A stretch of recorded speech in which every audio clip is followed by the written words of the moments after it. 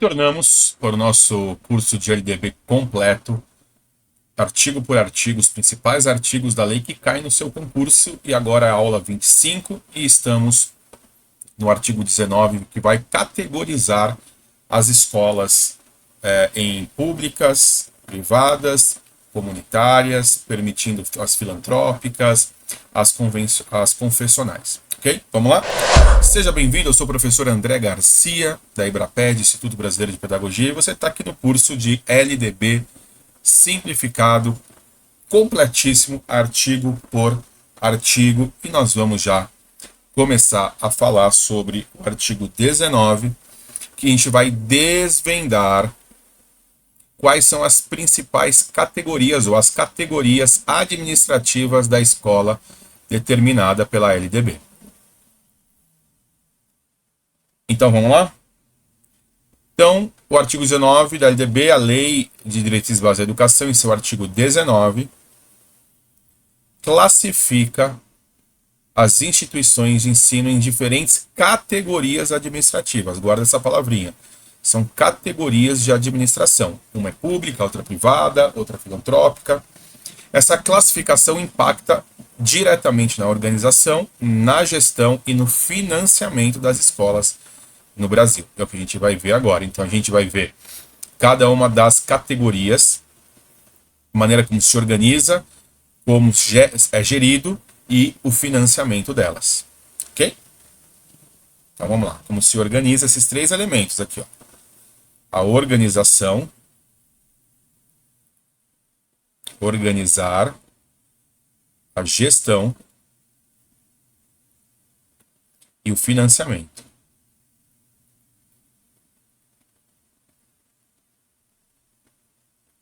Perfeito? Então, quais são as três principais categorias? Guardem isso, porque isso cai em concurso de vocês. É a categoria pública, criada e mantida e administrada pelo poder público. Ok? As privadas, mantidas e administradas por pessoas físicas ou jurídicas de direito privado. Ok? E as comunitárias, mantidas pela comunidade, com gestão democrática e sem fins lucrativos. Dentro dessas públicas, nós temos as OSs, que apesar de serem mantidas por instituições privadas, ou, na verdade são organizações sociais, o dinheiro, a criação, a manutenção e a administração, por exemplo, de um SEI conveniado pelo uma OS, é público o dinheiro. Então, ela tem que estar na regra do poder público. Então, ela não pode ser confessional e assim por diante. Vamos ver, então? Públicas, olha só, financiada pelo povo para o povo. Esse é o princípio. Então, financiamento público é oriundo dos impostos. Então, aqui de São Paulo, não sei como é que é por aí. Aqui no estado de São Paulo, tem a nota fiscal paulista. Então, quando você pede, é dessa nota fiscal paulista, do ISS que rola, 30% desse valor vai para o financiamento das escolas.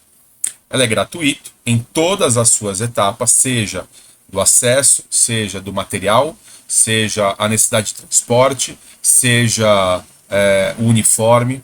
Ela tem que ter uma gestão democrática, já vimos isso em aulas anteriores, e com ampla participação da comunidade escolar. E aí você vai ter a APM, aí você vai ter o conselho de escola, ok? Ampla participação. Você vai ter o grêmio estudantil, as assembleias estudantis e assim por diante. Elas devem seguir as diretrizes curriculares nacionais obrigatoriamente. Então, os currículos devem seguir. Exemplo, escolas municipais, estaduais, universidades federais, instituições federais. Ok? Então, é tudo público, é dinheiro público. Então, na hora de você marcar, guardem, ó, gestão democrática, diretrizes curriculares nacionais, é obrigatório.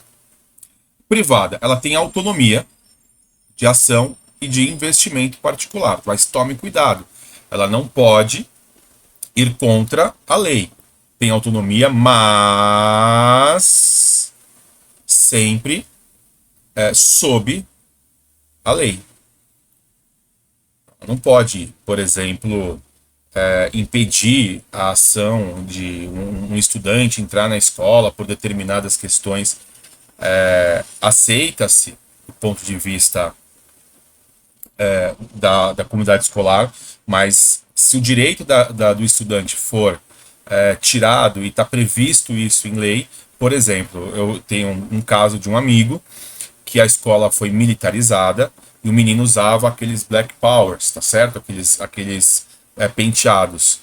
E a escola queria raspar todo o cabelo e falou que não ia deixar raspar, entrou-se com uma liminar e o juiz falou que não era para raspar. Não tinha base legal na LDB, no Estatuto da Criança e do Adolescente e assim por diante.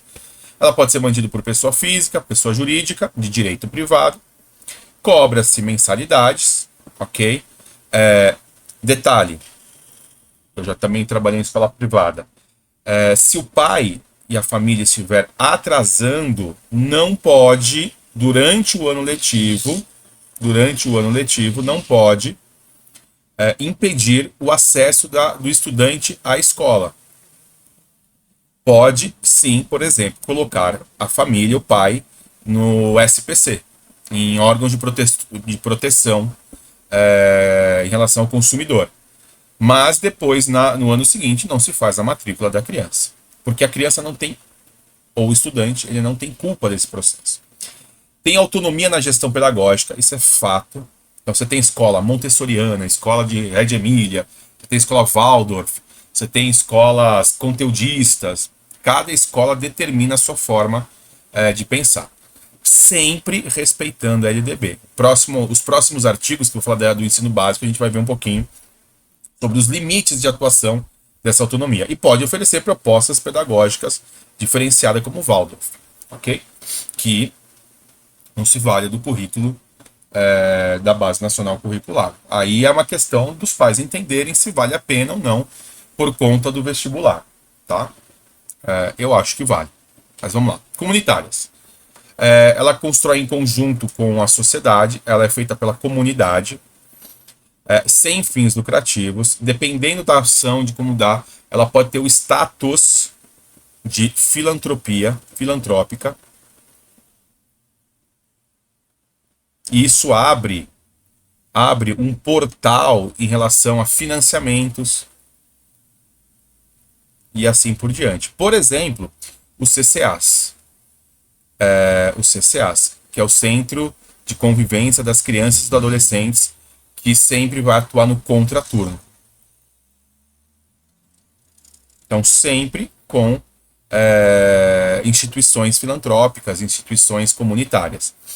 Gestão democrática, sempre com participação de todos, por isso que é comunitária, e ainda em processo de regulamentação. Há uma lei específica que atua sobre esse processo, eu posso até pegar para vocês, é a Lei 9.394. Na verdade, deixa eu pegar a lei direitinho aqui para vocês. É um ato. Tá aqui, ó. É a Lei 13.868. É a Lei 13.868, a regulamentação. Lei 13.268 de 2019. 268 de 2019, que vai dar uma regulamentação, tornando essas instituições comunitárias, esses grupos comunitários, em instituições filantrópicas. E aí, permite-se, a partir daí, que tanto as escolas privadas quanto as filantrópicas, que não tenha financiamento público, elas podem ser confessionais. Educação com valores, ok? Então, as instituições privadas e comunitárias, elas podem ser confessionais. Então, possui uma orientação confessional e ideológica específica em relação à religiosidade. Então, por exemplo, você vai numa escola adventista, eles têm todo dia ensino religioso. Por mais que seja o mais genérico possível, é confessional, certo? E ali tem valores que os pais, quando matriculam, eles vão entender que não podem romper essas questões de valores. Então, escolas católicas, evangélicas, judaicas, espíritas, etc. Ok? Etc. Certo? As filantrópicas têm um compromisso social. Elas são de cunho privado. Elas podem ser também comunitárias. Elas precisam ser autorizadas e certificadas como filantrópicas. Isso traz algumas isenções fiscais.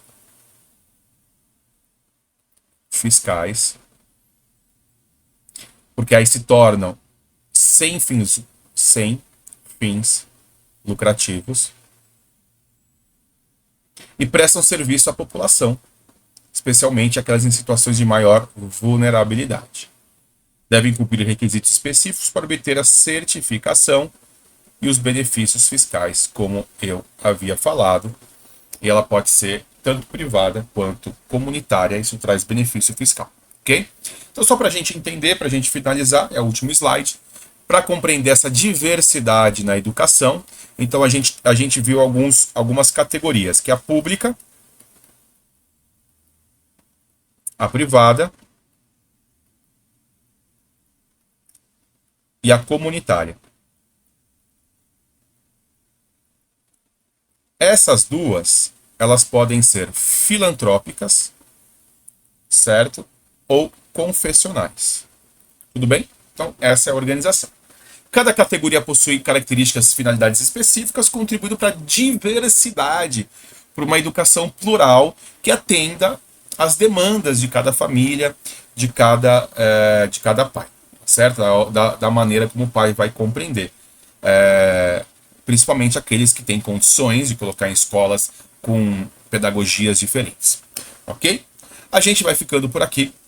Revisem todas as aulas para que vocês possam pegar as palavras importantes. E aí, a gente, no final desse curso, vai fazer um monte de questões para que a gente possa reforçar e fixar cada conhecimento. Tá bom? Um grande abraço a todos. Te aguardo na próxima aula.